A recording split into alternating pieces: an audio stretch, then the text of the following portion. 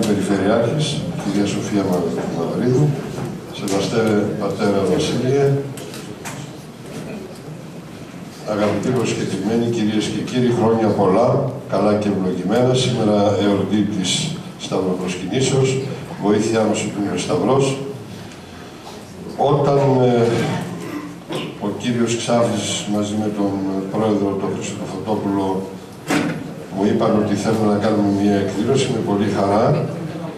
Το Εκκλησιαστικό Συμβούλιο αποδέχθηκε την πρόταση αυτή για την εκδήλωση που θα παρακολουθήσουμε σήμερα, διότι το θέμα είναι πολύ ενδιαφέρον. Η συμμετοχή της Μακεδονίας στην Επανάσταση του 1821. Θα παρακολουθήσουμε και θα δούμε τι έχουν να μας πούν. Ευχόμαστε καλή δύναμη και καλό κουράγιο στον Σύλλογο Ιεροψαλτών, διότι το έργο τους είναι μεγάλο. Στηρίζουν το έργο της Εκκλησίας σε όλη την περιφέρεια της Μητροπόλεως μας και αυτό δεν είναι λίγο, διότι όλοι κάθε Κυριακή και σε κάθε ευκαιρία υμνούν και δοξάζουν το όνομα του Αγίου Τριαδικού Θεού. Ευχόμαστε λοιπόν ο Θεός να τους ευλογεί και να συνεχίσουν το έργο τους και θα ακούσουμε και τον κύριο Ιωάννη Παπαγεωργίου, τον ομιλητή, με αυτά που έχει να μας πει. Παρακαλώ να ξεκινήσουμε την εκδήλωση.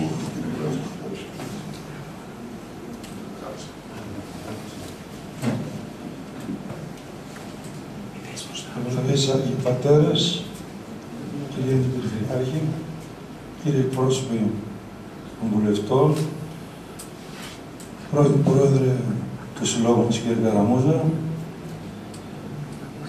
αγαπητοί φίλοι και φίλες, σας καλωσορίζουμε στην απόψινή μας εκδήλωση που γίνεται στα πλαίσια της εορτής του Ευαγγελισμού της Υπεραγίας Θεοτόκου και της Εθνικής Επαιτίου της 25ης Μαρτίου του 1821. Γίνεται η πρωτοβουλία του Συλλόγου Ιεροψαλτών Ομού Πιερίας και τη Συμβουλή της Ενορίας των Ιερών Ναών Αγίων Χριστοφόρου και Ευθυνίου, πρωτοστατούντων των ιερέων του Πατρός του Κράτους και του Πατρός Βασιλείου, τους οποίους και ιδιαιτέρως ευχαριστούμε. Ο Σύλλογος μας ιδρύθηκε το 1979, έχει μέλη του Ιεροψάλτων Ομού Πιερίας, καθώς και φίλους της Ελληνοορθόδοξης, Βυζαντινής και Παπαδοσιακής Μουσικής. Ο Σύλλογος μας εξ αρχής δημιούργησε τη χοροδία, η οποία πραγματοποιεί εκδηλώσεις τόσο στην Πιερία όσο και σε άλλες περιοχές της πατρίδας μας. Στα πλαίσια των καταστατικών του υποχρεώσεων, επί προεδρίας του κυρίου Σταθακόπουλου, ίδρυσε το 2005 Σχολή Βυζαντινής και Παπαδοσιακής Μουσικής, αναγνωρισμένης από το κράτος. Σήμερα η σχολή λειτουργεί υπό τη σκέπη και φροντίδα της Μητροπόλεως, Κήτρους Κατερίνης και Πλαταμόνας, με την επίλυση της Γονισμετάου του Μενάρχου μας, με αξιοζήλευτο τρόπο, έχοντας μεγάλο αριθμό μαθητών, γεγονός που μας χαροποιεί ιδιαίτερα. Σήμερα από τη χοροδία μας θα ακουστούν οι ύμνοι της εορτής του Ευαγγελισμού της Υπεραγίας Θεοτόκου με την ακόλουθη σειρά. Τι υπερμάχο, κοντάκι της εορτής σε ηχοπλάγιο του Τετάρτου, λόγων αγαθών και η γλώσσα μου κάλαμος από το πολυέλιο του Θεοδόρου Φωκαέου σε ηχοπλάγιο του Τετάρτου, το δοξαστικό απεστάληξ ουρανού Γαβρίλο Αρχάγγελος σε ήχο πλάγι του Δευτέρου, το ιδιόμιλο της λυτής του έκτο μηνύ σε ήχο πρώτο, δόξα και νυν Ευαγγελίζου γη χαρά μεγάλη εκ του κανόνους της θήτα οδής σε ήχο τέταρτο σύντομο ερμολογικό, καθώς και η καταβασία της θήτα οδής ως εψήφο Θεού και βοτό σε ήχο τέταρτο αργό ερμολογικό. Την ωραιότητα της Παρθενίας σε ήχο τρίτο, το στοιχειρό Βουλή Προαιώνιος σε ήχο πλάγι του Δευτέρου, ψαλόμενον ηρμολογικά σε ήχο δεύτερο, σήμερα της Σωτηρίας ημών των κεφάλαιων το Απολυτίκιο σε ήχο τέταρτο, ακολουθεί μέρος από το θήλιο του Ρίγα ως πότε παλικάρια, με τη συνοδεία Φλογέρας από τον Βαγγέλη Τσιγαρόπουλο, καθώς και απαγγελία ποίηματος του φιλολόγου καθηγητού κ. Παπαγεωργίου Ιωάννη από τον Κυριάκο Καθαγγελίδη.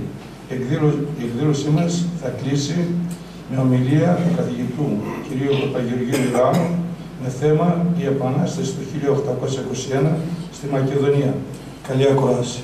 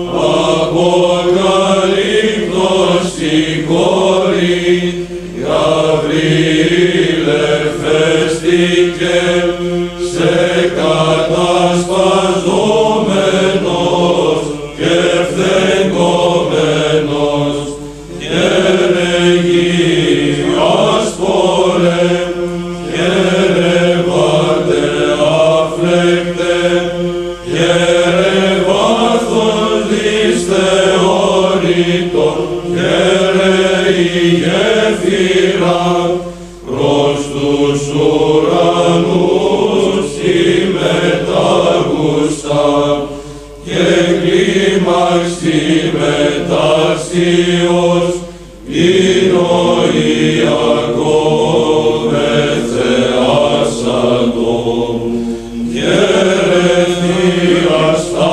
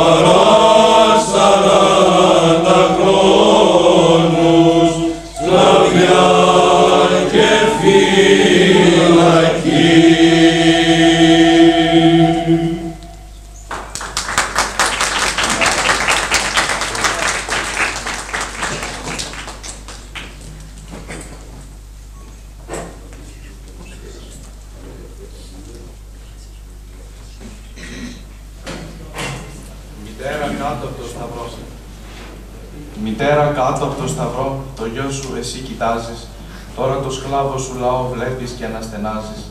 Χαίρε η του Θεού τροφός, χαίρε των σκλάβων βοηθός, χαίρε μήτηρ Θεού εσύ. Χρόνια τέλειωτα περνούν και χρόνοι δεν διαβαίνουν. Κρυφά οι σκλάβοι σε κοιτούν και λένε πως δεν αντέχουν.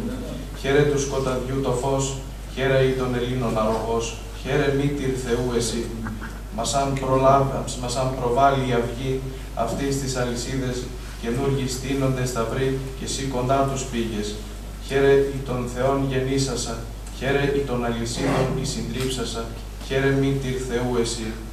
Τη ημέρα του Ευαγγελισμού, μήνυμα των αγγέλων, Μαρία, μήτηρ του Θεού και ελευθεριά Ελλήνων. Χαίρε το φως εσύ ουράνιο, χαίρε που διώχνεις πάντα τ' άδικο. Χαίρε μύτηρ Θεού εσύ. Στη φυλακή τους μια φωνή τους σκλάβους ξεσηκώνει. Του γιού μου θεϊκή πνοή, εσάς σας ελευθερώνει. Χαίρε φωτιά και λυτρωμός, του γένους ο ξεσηκωμός. Χαίρε μύτηρ Θεού εσύ. Ακολούθησε το ποίημα του ομιλητή μας Ιωάννη Παπαγεωργίου.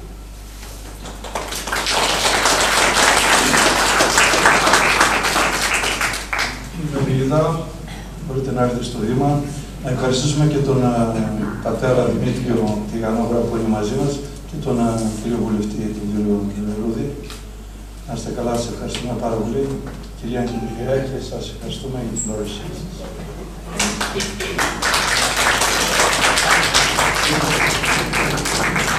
Θα ήθελα να σας ενημερώσω και το γνωρίζετε ότι τη χοροδία την διευθύνει και τη διεύθυνε ο Ιεροψάρης εδώ του Ιερού Ναού των Αγίων Χριστοφόρων και Ευθυμίου ο Ξάρης ο Ίνος.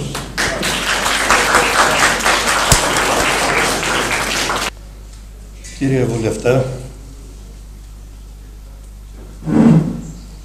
κυρία Αντιπεριφερειάρχη, σεβαστοί πατέρες, κύριε Πρόεδρε της Ένωσης Συγγραφέων Πιερίας, κύριε Πρόεδρε του Συλλόγου Ιεροψαλτών Νομού Πιερίας, κυρίες και κύριοι,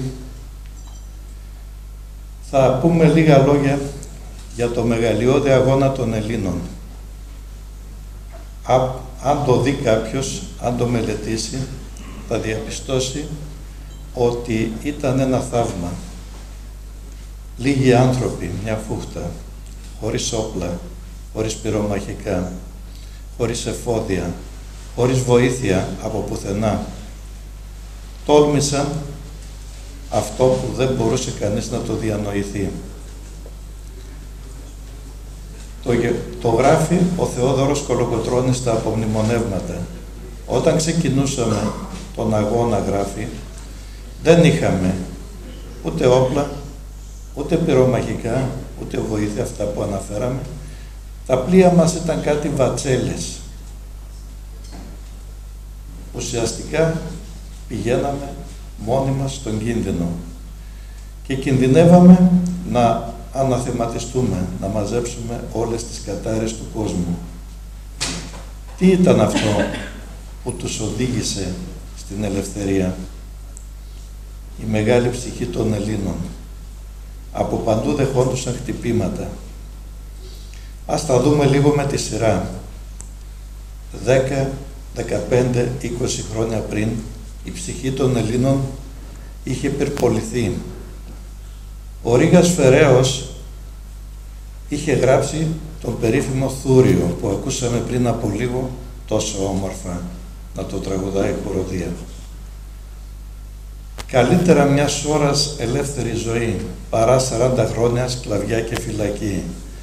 Αυτό το δύστιχο πυρπολούσε τις ψυχές των Ελλήνων. Ο καθένας το είχε μάθει απ' έξω. Ο καθένας το τραγουδούσε και υπάρχει στα παλιά βιβλία, υπήρχε ένα περιστατικό, ένα Τζομπανόπουλο. Όποιον έβρισκε να ξέρει γράμματα το έβαζε να το διαβάσει. Ενώ το ήξερε απ' έξω, το έβαζε να τα ακούσει και πάλι. Ο Ρήγας Φεραίος έκανε το μεγαλύτερο έργο. Έκανε τους Έλληνες να πιστέψουν σε έναν σκοπό. Ο ίδιος θυσιάστηκε. Τον συνέλαβε η Αυστριακή αστυνομία, τον έδωσε στους Τούρκους και τον έπνιξαν στο Σάββο, τον παραπόταμο του Δούναβη, στο Βελιγράδι. Η πρώτη επανάσταση ξεκίνησε, το γνωρίζουμε, στις παραδουνάβιες ηγεμονίες. Ο Αλέξανδρος Υψηλάντης, με ελάχιστο στρατό, με ελάχιστα μέσα, τόλμησε. Πριν από αυτό, το 1814, 3 ταπεινοί, ο Ξάνθος, ο Σκουφάς, ο Τσακάλοφ, είχαν ιδρύσει τη μεγάλη φιλική εταιρεία, όπου άπλωσε τα πλοκάμια της σε όλη την Ελλάδα, σε πλούσιους και φτωχούς, σε μεγάλους, σε δυνατούς και αδύνατους. Ο κάθε άνθρωπος ήταν πολύτιμος. Και έτσι όλοι ενώθηκαν σε έναν αόρατο ιστό που το μόνο που περίμενε ήταν η πρώτη φωτιά. Έτσι και ο Αλέξανδρος Υψηλάντης, ο Καποδίστριας, αρνήθηκε και Οι Φιλικοί πήγαν στον Υψηλάντη. Ουσιαστικά τους έστειλε με έμεσο τρόπο Καποδίστριας. Δεν ήθελε ο ίδιος να φαίνεται. Και ο Υψηλάντης δέχθηκε, έγινε η ανώτατη αρχή. Και τόλμησε 21 Φεβρουαρίου 1821, πέρασε τον Προύθο ποταμό, ξεκίνησε την Επανάσταση. Τα βιβλία το περνάνε λίγο σόφαλτσα το γεγονός, με ελάχιστα πράγματα σε λίγες γραμμές. Όμως είναι ένα εξαιρετικά σημαντικό, γιατί απασχολούσε 3 στρατιές τουρκικές, 30.000 στρατό. 3 πασάδες πέρασαν με 30.000 στρατό συνολικά και τους απασχολούσε. Στις 7 Ιουνίου έγινε η περίφημη μάχη στο Δραγατσάνι. Ουσιαστικά ένας αξιωματικός του Καραβιάς παράκουσε τη διαταγή του Υψηλάντη και ξεκίνησε τον πόλεμο σε ανοιχτό μέρος. Οι Τούρκοι ήταν υπέρτεροι και έτσι οι 700 ιερολοχίτες, ο πρώτος τακτικός στρατός των Ελλήνων που είχαν στολή ομοιόμορφη με την νεκροκεφαλή ως σύμβολο ότι είναι έτοιμοι να πεθάνουν, αφανίστηκε. 400 νέα παιδιά, φοιτητές, μαθητές, υπάλληλοι σκοτώθηκαν επί τόπου. Επιτέλους ήρθε κάποια βοήθεια και σώθηκαν κάποιοι.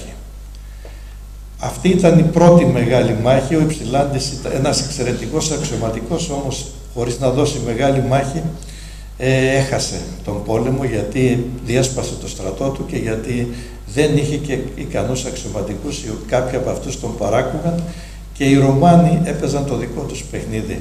Το Βλαδιμιρέσκου τον εκτέλεσε ο ίδιος, ο Σάβας πήγε με τους Τούρκους. Όμως μέχρι το Σεπτέμβρη αγωνιζόντουσαν, γεγονός που σημαίνει ότι διατηρούσαν στη Ρουμανία της σημερινής, της παραδουνάβιας ηγεμονίας, τον τουρκικό στρατό, μέχρι να εδραιωθεί η Επανάσταση στο Νότο, στην Πελοπόννησο και στη Στερεά Ελλάδα. Εκεί έχουμε τελικά τη μονή του Σέκου, θα την έχουμε ακούσει, 2 Μακεδόνες οπλαρχηγοί. Ο Γεωργάκης Ολύμπιος από το Βλαχολίβαδο και ο Ιωάννης Φαρμάκης έδωσαν την τελευταία παράσταση, την τελευταία μάχη. Ήταν ικανοί αξιωματικοί, πολύ ικανοί, θα μπορούσαν να προσφέρουν πολλά στον αγώνα. Όμως παγιδεύτηκαν, γιατί τους έστησαν παγίδα και εκεί στη μονή του Σέκου, όταν πλέον εξαντλήθηκαν τα πυρομαχικά, 7 μέρες πολεμούσαν, ο Ολύμπιος προτίμησε, ανατινάχθηκε μαζί με τους Τούρκους που είχαν εισβάλει και ο Ιωάννης Φαρμάκης έδωσε πίστη στους Αυστριακούς που μεσολάβησαν ότι οι Τούρκοι θα τους χαρίσουν τη ζωή. Δεν τους χάρισαν. Τους συντρόφους του, περίπου 150, τους εξόντωσαν και τον ίδιο τον έστειλαν στην Κωνσταντινούπολη και τον έγδαραν ζωντανό. Έτσι χάθηκε ένας σπουδαίος πυρήνας που θα μπορούσε να προσφέρει πολλά στον αγώνα. Ο Ιωάννης Κολοκοτρώνης με 200 πολεμιστές ξεκίνησε, διάβηκε όλη τη Χερσόνησο και έφτασε στην Πελοπόννησο με 100 τελικά. Το τραγικό είναι ότι ο τραγικός αρχηγός της Επανάστασης, ο Αλέξανδρος Υψηλάντης, με το ένα χέρι, το ένα το είχε χάσει στη μάχη της Λειψίας, έδωσε πίστη και αυτός στους Αυστριακούς, πέρασε, του έδωσαν ψεύτικο όνομα και ψεύτικο διαβατήριο, αλλά τον συνέλαβαν. Τον έκλεισαν στα υπόγεια του Μπουγκάτς, μια φυλακή μεσαιωνική, τον άφηναν να βγαίνει τα μεσάνυχτα μόνο 1 ώρα να κάνει έναν περίπατο, ουσιαστικά τον έσβησαν από το χάρτη. Όταν μετά από 7 χρόνια άλλαξε τσάρος στη Ρωσία και μεσολάβησε και απελευθερώθηκε, ήταν βαριά άρρωστος. Πήγε στη Βιέννη και εκεί πλέον έμαθε από τον πιστό του Λασάνη την απελευθέρωση της Ελλάδας και είπε «Ας πεθάνω εγώ». Για τα γεγονότα της Πελοποννήσου και της Στερεάς έχουμε ακούσει πάρα πολλά, θα πάμε τώρα λίγο στη Μακεδονία. Και αυτήν τη Μακεδονία, τη μάχη, τους αγώνες που έγιναν, τα βιβλία τα περνάνε λίγο σόφαλτσα κι αυτά.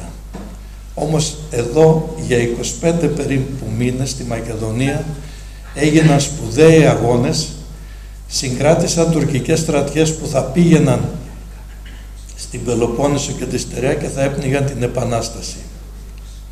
Να πούμε ότι το σχέδιο του Υψηλάντη, του Αλέξανδρου Υψηλάντη, ήταν μεγαλοφυές στη σύλληψή του. Δεν μπορούσε να το εφαρμόσει, γιατί δεν μπορεί ένα λαό σκλάβο 500 χρόνια να τον κάνει αμέσως πολεμιστές. Να γίνει επανάσταση στον τουρκικό στόλο, να ξεσηκωθούν οι Έλληνες ναύτες που ήταν πλειοψηφία, να ξεσηκωθούν οι Σέρβοι, να ξεσηκωθεί ο Αλή Πασάς. Μέχρι και στην Αίγυπτο έστειλε αντιπρόσωπο να ξεσηκωθεί και αυτή. Όμως ήταν δύσκολο να εφαρμοστεί. Όσο πιο πολύ μεγαλοφυές ήταν, τόσο πιο δύσκολο να εφαρμοστεί. Ο Σουλτάνος από την άλλη, σαν να τον είχε στείλει οργή ο Θεός. Συγκρατούσε 150.000 στρατό στην Κωνσταντινούπολη και δεν έστειλε αμέσως στην Πελοπόννησο στρατό να καταπνίξει την Επανάσταση. Είχε αποκλειστεί στην Κωνσταντινούπολη, τον είχε πιάσει φοβία και το μόνο που έκανε, έβγαλε διαταγή όλοι οι μουσουλμάνοι, οι πιστοί μουσουλμάνοι, να πουλήσουν ό,τι έχουν μέχρι και τα στρώματά τους, να οπλιστούν και να σφάζουν χριστιανούς. Και έσφαξαν σε 3 μήνες 10.000 Έλληνες. Όπου τους έβρισκαν τους έσφαζαν. Έγκυες γυναίκες τις έσφαζαν. Γέροντες τους έσφαζαν. Έσπαζαν πόρτες, έμπαιναν στα σπίτια. Στη Θεσσαλονίκη έγινε το ίδιο. Συγκέντρωσαν τον πληθυσμό εκεί που είναι ο Λευκός Πύργος, που ονομαζόταν πριν Πύργος του Αίματος, συγκέντρωσαν στην εκκλησία του Αγίου Γεωργίου και τους σκότωναν σταδιακά, εξόντωσαν τους καλύτερους. Δηλαδή τους είχε πιάσει κάτι, το αφηνίασαν, αλλά σκότωναν κυρίως αμάχους. Θα έχετε ακούσει για τον περίφημο αφορισμό του Πατριάρχη Γρηγορίου του Πέμπτου. Λένε πολλά. Ο Πατριάρχης έκανε 3 πατριαρχίες και στις 3 πατριαρχίες αντιμετώπισε σοβαρά γεγονότα. Στη μία οι Άγγλοι είχαν αποκλείσει με το στόλο και βομβάρδιζαν την Κωνσταντινούπολη και ο Πατριάρχης πρώτος πήγε και οχύρωνε και ένας θα απορούσε γιατί το έκανε. Γιατί φοβήθηκε μην πέσει στα χέρια των Δυτικών και θα είναι χειρότερα τα πράγματα. Στην άλλη πατριαρχία, με το που ανέλαβε, έρχονταν πάλι πράκτορες των Δυτικών δυνάμεων να ξεσηκώσουν επανάσταση στην Αιτωλοακαρνανία. Ο Σουλτάνος ετοίμαζε στρατιά, μεσολάβησε ο ίδιος, παρακάλεσε, έστειλε τον πρωτοσύγγελό του και σταμάτησε, γιατί ήξερε ότι θα επακολουθήσει μεγάλη σφαγή, θα ερημώσει η περιοχή. Και η τρίτη μεγάλη κρίση ήταν η Επανάσταση του 1921. Όταν έφτασε το μήνυμα, ο Σουλτάνος αφηνίασε και έστειλε μήνυμα στον Γρηγόριο τον Πέμπτο ότι θα βγάλει φετφά, διάταγμα, που θα εξοντώσει όλους τους Έλληνες όπου και αν υπήρχαν και στο τελευταίο χωριό. Να τελειώνει με αυτούς. Ο γονατιστός πήγε και παρακαλούσε τον Σεϊχού Ισλάμι, τον ανώτερο θρησκευτικό ηγέτη των μουσουλμάνων, γονατιστός, να μην αφανίσει τους αθώους, το λαό. Για κάποιους που πήραν τα όπλα δεν είναι ανάγκη να αφανιστούν χιλιάδες, εκατομμύρια απλοί άνθρωποι. Και ο Σεϊχού Ισλάμις, προς τιμήν του, δεν υπόγραψε το φετφά. Αλλιώς θα είχαν εξοντωθεί όλοι οι Έλληνες. Αυτό είναι το φοβερό παρασκήνιο. Με τον όρο, ο Σεϊχού Ισλάμις του είπε, θα αφορήσεις τους επαναστάτες. Τι να κάνει, πήγε στην Αγία Τράπεζα, είχαν έρθει και τουρκοκριτικοί αστυνομικοί για να βλέπουν και να καταλαβαίνουν τι γίνεται, και πάνω στην Αγία Τράπεζα αφόρησε. Όμως σε λίγες μέρες, ένα βράδυ, κατέβηκε με 2 έμπιστους επισκόπους και ανέρεσε τον αφορισμό. Ο ίδιος ο Πατριάρχης είχε μοιηθεί, αλλά δεν είχε ορκιστεί στη φιλική εταιρεία στο Άγιον Όρος όταν τελούσε εκεί σε εξορία. Στη Μακεδονία τώρα ξεσηκώθηκαν. Έχουμε την Επανάσταση σε τρία στάδια και θα μπορούσαμε να ονομάσουμε και ένα τέταρτο, όταν τέλειωσε ο αγώνας στη Μακεδονία και οι αγωνιστές κατέβηκαν και συνέβαλαν τα μέγιστα στον αγώνα στο Μεσολόγγι, στα Ψαρά, στην Πελοπόννησο, εναντίον του Ιμπραήμ. Οπότε, στη Μακεδονία ξεκινάει σε πρώτο στάδιο στη Χαλκιδική. Έχοντας υπόψη το χάρτη, εκεί στο Άγιον Όρος η μία πλευρά και η άλλη στην Κασάνδρα. Ο Εμμανουήλ Παπάς, πάμπλουτος μεγαλέμπορος, διέθεσε όλη την περιουσία, τα πλούτη του, την καλοπέρασή του, τα 6 από τα 7 παιδιά του και ορίστηκε αρχιστράτηγος.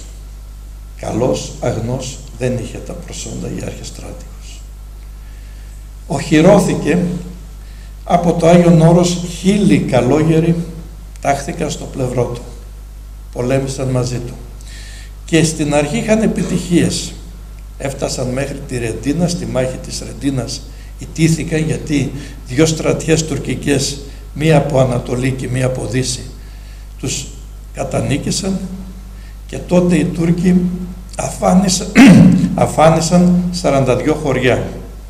Τους άντρες τους έπνιξαν στη λίμνη Βόλβη, τα γυναικόπαιδα τα πήραν σκλάβους και τα πουλούσαν στα διάφορα παζάρια, στη Θεσσαλονίκη, στην Κωνσταντινούπολη, κυρίως προς την Αφρική. Πήγαιναν οι Τούρκοι για 15, 20, 30 γρόσια, αγόραζαν έναν Έλληνα εχμάλωτο, μια Ελληνίδα, και τους έσφαζαν επί τόπου για να κερδίσουν μια θέση στον Παράδεισο. Το ίδιο έγινε και στη Σμύρνη, το ίδιο στην Κωνσταντινούπολη, στα σκλαβοπάζαρα. Το ίδιο έγινε και όταν έπεσε το Μεσολόγγι. Υποχώρησε λοιπόν ο Εμμανουήλ Παπάς, εξαντλήθηκαν και τα χρήματά του και όταν ένας στρατός αρχίζει και υποχωρεί, αρχίζει χάνει έδαφος. Στην άλλη πλευρά τώρα, στη Χερσόνησο της Κασάνδρας, ήταν ένας ικανός Έλληνας οπλαρχηγός, ο Χάψας. Είχαν έρθει και από την Πιερία 400 πολεμιστές με το Διαμαντή Νικολάου. Και αυτοί είχαν στην αρχή επιτυχίες και έφτασαν 2 ώρες έξω από τη Θεσσαλονίκη. Η απειρία τους όμως τους έκανε να σταματήσουν και να περιμένουν, ενώ έπρεπε με τη ροή που είχαν, με την ορμητικότητα, να μπουν μέσα στη Θεσσαλονίκη. Οι πρώτοι πασάτες, ο Μπαϊράμ, ο Ιουσούφ, ναι μεν είχαν μικρές επιτυχίες, αλλά δεν μπόρεσαν να αφανίσουν τον αγώνα. Και τότε ο Σουλτάνος βρέθηκε σε πολλή ανάγκη και όρισε έναν τυχοδιώκτη ως γενικό αρχιστράτηγο στη Μακεδονία, το Μεχμέτ Εμίν Πασά. Εμπούλουμπουτ το παρατσούκλι, που σήμαινε ροπαλοφόρος. Αυτό λέει πολλά. Τυχοδιώκτης μεν, αλλά ικανός αξιωματικός. Αυτός συγκέντρωσε μια στρατιά 15.000 απέναντι σε ελάχιστους πολεμιστές και σε πολλούς άοπλους. Έτσι ξεκίνησε, κατανίκησε πρώτα στη διόρυγα του Ξέρξη τον Εμμανουήλ Παπά. Ο Παπάς αποσύρθηκε και παίχτηκε ένα άλλο παρασκήνιο, γιατί πήγε στη Μονή Εσφυγμένου στο Άγιον Όρος. Οι Τούρκοι έφτασαν εκεί και απειλούσαν ότι αν δεν παραδώσουν τον αρχιστράτηγο και όσους άλλους έκρυβαν και το κλασικό, ένα σεβαστό ποσό, ένα τεράστιο ποσό, θα μπουν μέσα και θα τα ρημάξουν όλα. Ο Εμμανουήλ Παπάς πρόλαβε, μπήκε σε ένα καράβι, πέθανε όμως στο δρόμο. Πήγε στα Ψαρά, τον έδαψαν με τιμές αρχιστρατήγου. Ο Χάψας, σε μάχη που έγινε στα Βασιλικά, σκοτώθηκε. Έτσι σιγά σιγά, εδώ είναι η πρώτη φάση, στη Χαλκιδική, οι Τούρκοι επικρατούν. Το τι επακολούθησε μπορούμε να το φανταστούμε. Δεκάδες χωριά στη Χαλκιδική αφανίστηκαν, η ίδια τακτική, έσφαζαν τους άντρες, άρπαζαν τα γυναικόπαιδα και τα πουλούσαν ως σκλάβους ή τα άρπαζαν οι ίδιοι, τα έπαιρναν στο δικό τους μέρος, στο δικό τους σπίτι. Αυτή, είπαμε, είναι η πρώτη φάση. Από εκεί και πέρα ο Εμπούλουμπουτ ερήμωσε όλα τα παράλια από τη Χαλκιδική μέχρι την Πιερία. Τα χωριά ερημώθηκαν. Η δεύτερη φάση του αγώνα στη Μακεδονία που είναι μεγαλειώδης και επαναλαμβάνω συγκράτησε στρατιές πολλές που θα πήγαιναν, θα προχωρούσαν στη στερεά Ελλάδα και στην Πελοπόννησο και θα κατέπνιγαν την Επανάσταση πριν εδραιωθεί εκεί κάτω. Η δεύτερη φάση είναι η Επανάσταση στην Άωσα. Ένα σημείο που πρέπει να επισημάνουμε στη Χαλκιδική ήταν τα περίφημα μαντεμοχώρια. Από εκεί έβγαζαν άργυρο, χρυσό, και γι' αυτό είχαν μεγάλα προνόμια και επαναστάτησαν αυτά. Η Νάωσα ήταν η πιο προνομιούχα πόλη της Μακεδονίας, γιατί ανήκε στη Βαλιδέ Σουλτάνα, δεν είχε τουρκικό στρατό μέσα και είχαν πάρα πολλά προνόμια και αυτοί και επαναστάτησαν και αυτοί. Έτσι ο Ζαφυράκης Θεοδοσίου λογοθέτης, ο Γάτσος και ο Καρατάσος, οι διάφοροι υπολαρχηγοί, ο Ζαφυράκης ήταν από την Νάωσα, ο Γάτσος από την Καράτζοβα και ο Καρατάσος από τη Βέρεια, ξεκίνησαν την Επανάσταση της Νάωσας. Δύσκολο εγχείρημα, πολύ δύσκολο, στρατός λίγος, τα μέσα ελάχιστα, και μιλάμε για περιοχή που μπορεί εύκολα να πολιορκηθεί. Έτσι πολιορκήθηκε, κράτησε 20 μέρες περίπου, αλλά λένε έγινε και μια προδοσία, αλλά και αν δεν έγινε, οι Τούρκοι υπερίσχυαν, αν είχαν και κανόνε, μπήκαν από την πύλη του Αγίου Γεωργίου. Το τι επακολούθησε μπορούμε να το φανταστούμε. Όπως και στην Κωνσταντινούπολη, 3 μέρες λαιλατούσαν, έσπαζαν πόρτες από τις εκκλησίες που είχαν καταφύγει και εκεί τους έσφαζαν επί τόπου. Και σχηματίστηκε μια τεράστια φάλαγγα από αιχμαλώτους, που άλλους τους σκότωναν επί τόπου, άλλους τους έσαιρναν και θα τους πουλούσαν. Και πολλές γυναίκες δεν δέχονταν τροφή για να πεθάνουν εκεί και να μην τις πουλήσουν, να μην οδηγηθούν σε άλλα χειρότερα πράγματα. Τελειώνει η Νάωσα, αυτή είναι η δεύτερη φάση, και ακολουθεί η σειρά της πιερίας. Με τη σειρά τα πήρε ο Εμπούλου Μπούτ. Έχουμε εδώ τους οπλαρχηγούς, τους Λαζέους, το Διαμαντή Νικολάου. Λίγο προχωρεί, φτάνει στον Κολυνδρό, που ήταν ο Διαμαντής Νικολάου, προχωρεί προς τη Μιλιά. Εκεί στον πύργο των Λαζέων τον πολιορκεί, αφού κατέστρεψε πρώτα το χωριό Μιλιά και αφού κατέστρεψε και τα υπόλοιπα. Για να καταλάβουμε το μέγεθος της συμφοράς, σε όλη αυτή την κεντροδυτική Μακεδονία κατέστρεψε, ερήμωσε 120 χωριά. Όσοι πρόλαβαν έφυγαν στα βουνά, όσοι πρόλαβαν έφυγαν στο νότο, ο καθένας ό,τι μπορούσε έκανε. Οι αρματολοί της Μιλιάς, οι Λαζέοι και όλοι οι άλλοι, έκαναν νύχτα, έφυγαν νύχτα, έξοδο έκαναν. Για να καταλάβουμε, οι γυναίκες έπνιξαν τα ίδια τα παιδιά τους, να μην κλαίνε, να μην φωνάζουν, να μπορέσουν να φύγουν. Το ίδιο γράφει ο ιστορικός, έγινε και στην Άωσα. Έχουμε ακούσει επίσης ότι 13 γυναίκες στην Άωσα έφυγαν, πήγαν στους καταράκτες της Σαραπίτσας και εκεί έπεσαν στα νερά, όπως είχε γίνει στο Ζάλογκο, στο Σούλι, όπως θα γίνει 100 χρόνια μετά, όταν οι Τούρκοι έσφαζαν στον Πόντο, στα χωριά της Σάντας, και εκεί οι γυναίκες έπεσαν και στο ποτάμι και πνίγηκαν. Έπεσε στον γκρεμό. Έτσι και αυτή η περιοχή ερημώνει. Για να καταλάβουμε το μέγεθος, όταν ολοκληρώθηκε η καταστροφή, η συμφορά, η ερήμωση, ο ίδιος ο Σουλτάνος έβγαλε διάταγμα να επιστρέψουν όσοι επιβίωσαν, να γυρίσουν στα σπίτια τους, να αρχίσουν να καλλιεργούν, γιατί θα έπεφτε λοιμός, είχε σκορπί, είχαν γεμίσει πτώματα, θα έπεφτε λοιμός, θα έπεφτε πείνα και δεν θα μπορούσαν να πληρώνουν και φόρους. Οι Τούρκοι ενδιαφέρονται και για το χαράτσι, τους φόρους. Τελειώνει σιγά σιγά, όμως αυτό κράτησε, επαναλαμβάνω, περίπου 25 μήνες. Δηλαδή, στο διάστημα αυτό που πολεμούσαν οι Μακεδόνες, Στερεώθηκε η Επανάσταση στην Πελοπόννησο και στη στερεά Ελλάδα. Σεπτέμβριο έπεσε η Τριπολιτσά, η πρωτεύουσα, μετά από πολιορκία μηνών. Αν δεν αμήνονταν, αν δεν μάχονταν οι Μακεδόνες, ίσως δεν θα προλάβαιναν να πάρουν την Τριπολιτσά. Όσοι οι γυναίκες των οπλαρχηγών και άλλες γυναίκες τις έβαζαν σε τσουβάλια, όπου μέσα είχαν βάλει γάτες που τις είχαν νηστικές για μέρες και τις καταξέσκιζαν. Σε άλλες τις έβαζαν σε τσουβάλια όπου είχαν μέσα φίδια και τις τσιμπούσαν, τουλάχιστον πέθαιναν με έναν τρόπο πιο γλυκό, λέει τραγικά ο ιστορικός. Μόνο η γυναίκα του Γάτσου αλλαξοπίστησε για να σωθεί. Οι άλλες προτίμησαν να πεθάνουν. Τελειώνει η Επανάσταση. Όσοι σώθηκαν με όλο το στρατό που είχαν, έφυγαν από τα περάσματα.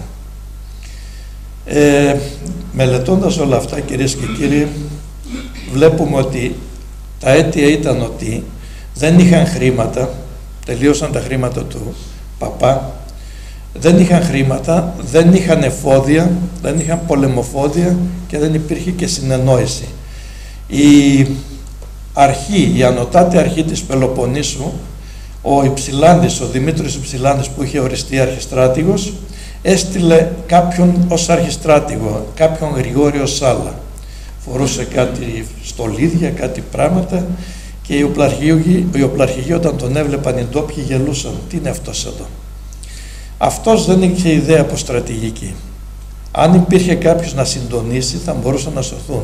Και προπάντων μπορούσαν να πιάσουν τα περάσματα στην Πέτρα, στον Πλαταμόνα, στην Καστανιά, στην Καστοριά, να πιάσουν τα περάσματα και λίγοι άντρες, λίγοι πολεμιστές να κρατήσουν τους Τούρκους χωρίς να χρειαστεί να πάθουν ό,τι έπαθαν οι άμαχοι.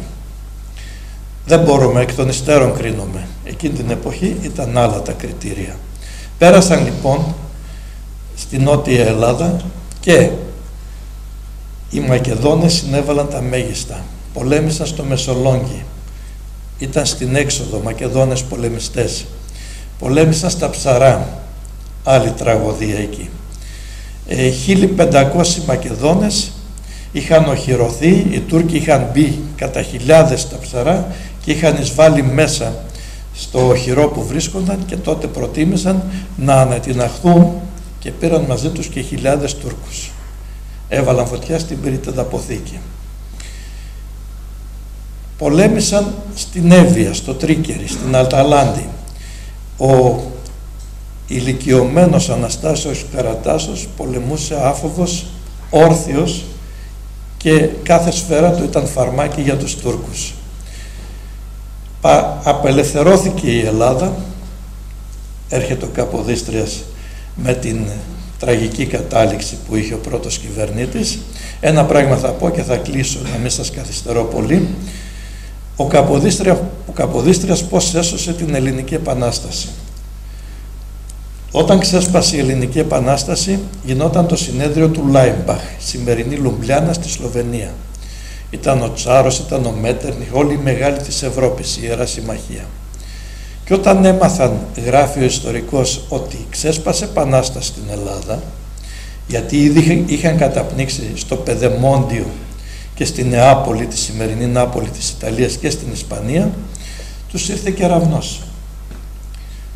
Σηκώθηκε ο Μέττερνιχ, ο αόρατος δικτάτορας της Ευρώπης, και είπε: αφήστε με να στείλω 10.000 στρατό και σε μια εβδομάδα θα καταπνίξω την Επανάσταση των Ελλήνων. Πώς σώθηκε η Επανάσταση? Από τον Καποδίστρια. Σηκώθηκε και είπε: πρόκειται για εσωτερικό ζήτημα της Οθωμανικής Αυτοκρατορίας.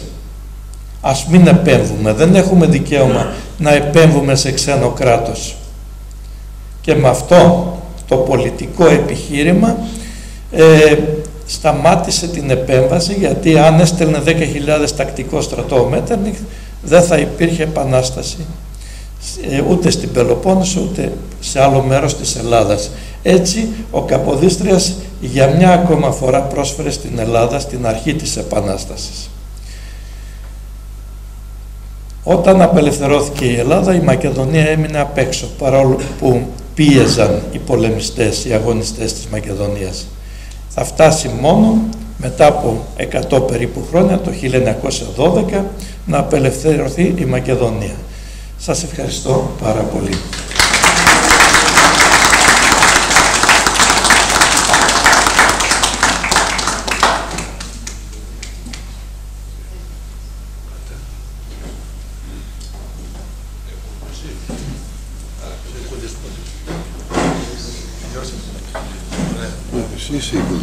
Εσύ είσαι ο πρόεδρος. Ευχαριστούμε πάρα πολύ τον κύριο Γιάννη Παπαγεωργίου για το όσα πολύ αναλυτικά και εμπεριστατωμένα μας είπε σχετικά με την συμμετοχή των Ελλήνων της Μακεδονίας στην Επανάσταση του 1821 και την πολύτιμη προσφορά που προσέφεραν. Ευχαριστούμε πάρα πολύ τον Σύλλογο Ιεροψαλτών που μπήκε σε αυτή τη διαδικασία να διοργανώσει αυτή την ωραία εκδήλωση. Η χοροδία των Ιεροψαλτών με τα όσα ωραία μας έψαρε και τραγούδισε. Και κλείνοντας, θα παρακαλέσω την κυρία την Περιφερειάρχη και μετά τον κύριο Βουλευτή να μας... Πρώτα κύριος Βουλευτής, συγγνώμη, εγώ δεν είμαι και πολύ, δεν τα έχω... Κύριε Βουλευτά, παρακαλώ να απευθύνετε ένα χαιρετισμό.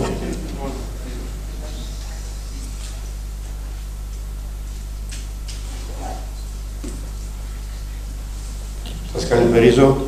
Χαίρομαι ιδιαίτερα που βρίσκομαι ανάμεσά σας, αν και καθυστέρησα να έρθω γιατί είχαμε και κάποιες άλλες 2 εκδηλώσεις για να παρευρεθούμε και στο Τίμιο Σταυρό. Είμαι φανερά συγκινημένος κάθε φορά που βρίσκομαι σε αυτή την εθνική επέτειο και σε κάθε εθνική επέτειο. Πραγματικά συγκινήθηκα από την εμπεριστατωμένη αυτή ομιλία του κ. Παπαγεωργίου. Ούτως ή άλλως, ξέρουμε ότι το εθνικό μας φρόνημα πρέπει να είναι υψηλό όχι μόνο αυτές τις μέρες, αλλά όλες τις ημέρες. Δεν θα μακρηγορήσω, θα ήθελα μόνο να πω κάτι επίκαιρο. Δεν μπορεί ούτε καν να μιλάμε με αυτούς που σφάξαν τους παππούδες μας και τις γιαγιάδες μας. Είμαστε περισσότεροι πόντιοι, μικρασιάτες, πρόσφυγες, που ξέρουμε ποιοι μας γενοκτόνησαν. Δεν είναι ρατσιστικός λόγος. Πρέπει να δούμε την ιστορία μας για να μπορούμε να έχουμε συνέχεια. Συγχωρέστε με για αυτό που λέω, το βγάζω από την καρδιά μου. Καλή συνέχεια, με το καλό να γιορτάσουμε την ηθική μας επέτειο.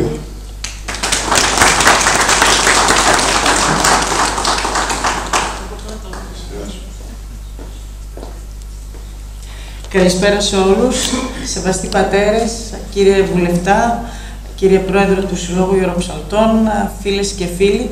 Είναι πάρα πολύ σημαντικό και θα το πω και εγώ, θα συμφωνήσω με αυτά που είπε ο Βουλευτής. Καταρχήν, είμαστε πάρα πολύ συγκινημένοι σε τέτοιου είδους εκδηλώσεις με επαιτειακό χαρακτήρα, γιατί μετά από 2 μέρες γιορτάζουμε το 1821, μάλιστα διπλή γιορτή και του Ευαγγελισμού και θρησκευτική, αλλά και εθνική.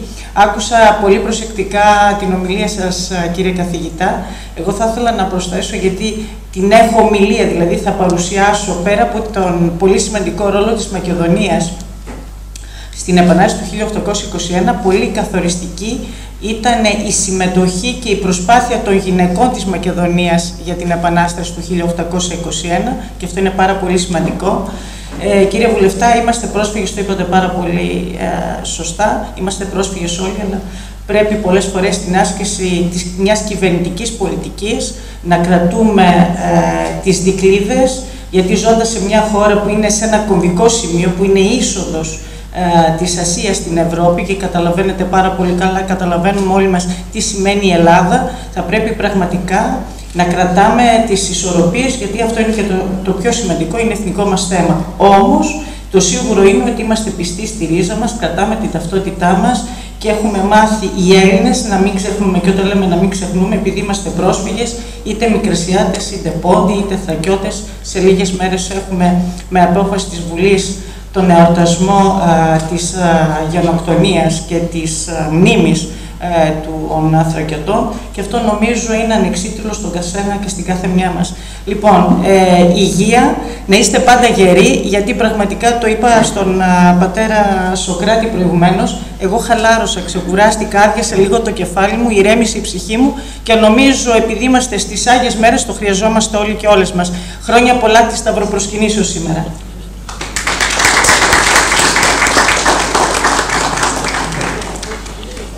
Ο Σύλλογος μας θα πραγματοποιήσει ακόμα μια εκδήλωση την εβδομάδα πριν της Μεγάλης Εβδομάδας, Τετάρτη ημέρα, 9 Απριλίου, στον Ιερό Ναό της Αγίας Άννης, με επίκαιρο σύνος της Μεγάλης Εβδομάδας. Θα χαρούμε να σας δούμε και εκεί. Θα σας στείλουμε εξάλλου και όλους τους επισήμους συγκεκριμένη πρόσκληση προσωπική και να έχουμε μέχρι τότε υγεία. Ευχαριστούμε πάρα πολύ τους Αγίους Πατέρες που μας φιλοξένησαν. Να είστε καλά.